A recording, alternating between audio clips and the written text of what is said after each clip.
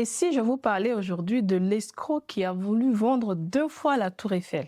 Bien le bonjour les cultivés et bienvenue sur Savoir Quotidien. Imaginez un homme, une mallette, un costume 3 pièces et surtout un regard capable de faire croire qu'il vend la Tour Eiffel. Vous pensez que c'est une légende?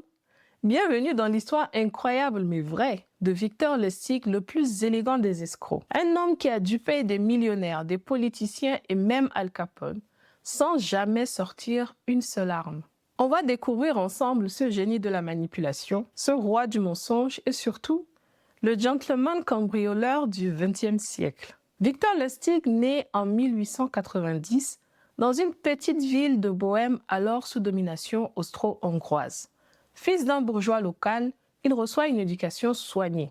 Très vite, il montre une intelligence vive, une mémoire phénoménale et surtout un charme désarmant. Mais ce n'est pas dans les livres qu'il va briller, c'est dans l'art du mensonge.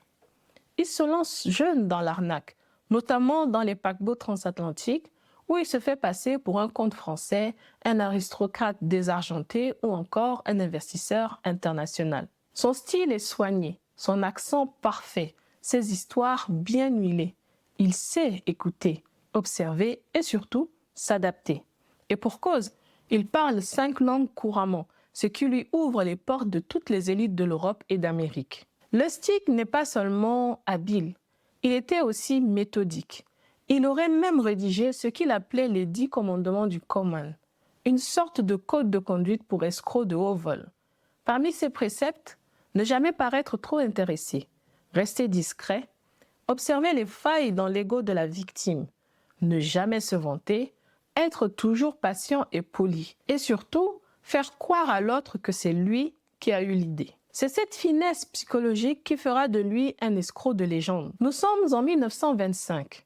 La Tour Eiffel a alors moins de 40 ans, et sa maintenance coûte cher à la ville de Paris. Lustig lit un article sur les discussions concernant son avenir, et là, il a un éclair de génie. Il se fait passer pour un haut fonctionnaire du ministère des Postes et des Télégraphes, crée de faux documents officiels et convoque en toute discrétion plusieurs ferrailleurs parisiens dans un grand hôtel de luxe. Il leur annonce que l'État souhaite vendre la Tour Eiffel pour la ferraille.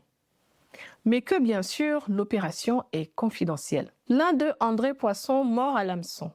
Vaniteux, ambitieux, il veut faire partie de ce projet secret d'État. Il remet alors une importante somme à Lustig, qui disparaît le jour même. Et comble du génie, Poisson ne porte même pas plainte, trop honteux d'avoir été dupé. Lustig retourne à Paris quelques mois plus tard pour retenter le même coup.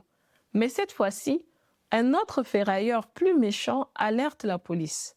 L'escroc répare discrètement avant d'être identifié. Aux États-Unis, Lustig se lance dans une escroquerie encore plus audacieuse. Il approche le parrain de Chicago, Al Capone, et lui propose un projet d'investissement à haut rendement. Al Capone accepte. Il lui confie alors 50 000 $. Lustig les garde pendant 2 mois. Puis il revient, l'air abattu, et il explique que l'affaire a échoué, mais que c'est un homme d'honneur. Il rend les 50 000 à Al Capone. Touché par sa droiture, Al Capone lui donne 5 000 $ pour le remercier. Lustig repart avec l'argent, la réputation et sa peau intacte. Il n'a pas volé Al Capone. Il l'a escroqué par la loyauté. Parmi ses nombreux coups, l'un des plus spectaculaires reste la machine à imprimer de l'argent. Il la présente comme une invention révolutionnaire, capable de sortir un billet de 100 $ toutes les 6 heures. La machine est truquée, bien sûr. Elle contient 2 vrais billets, le temps de faire croire à la victime qu'elle fonctionne, puis cesse de produire quoi que ce soit. Mais Lustig a déjà pris l'argent et a évidemment disparu. Lors de son arrestation en 1935, il est trouvé en possession de 22 fausses identités, toutes parfaitement crédibles. Arrêté par le FBI pour contrefaçon, il réussit à s'évader brièvement, mais est très vite rattrapé. Il est incarcéré à Alcatraz, la prison la plus sécurisée de l'époque. Et même là, il tente d'escroquer le directeur. Il meurt en 1947, emporté par une pneumonie. Mais jusqu'au bout, il reste fidèle à lui-même, élégant, mystérieux, insaisissable. En conclusion, Victor Lustig n'a jamais été violent. Il n'a jamais braqué de banque.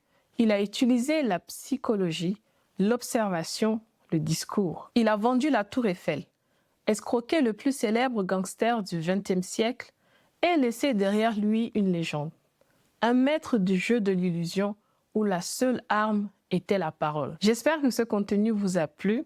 Vous retrouverez Savoir Quotidien sur savoirquotidien.com, YouTube, TikTok et également en format podcast.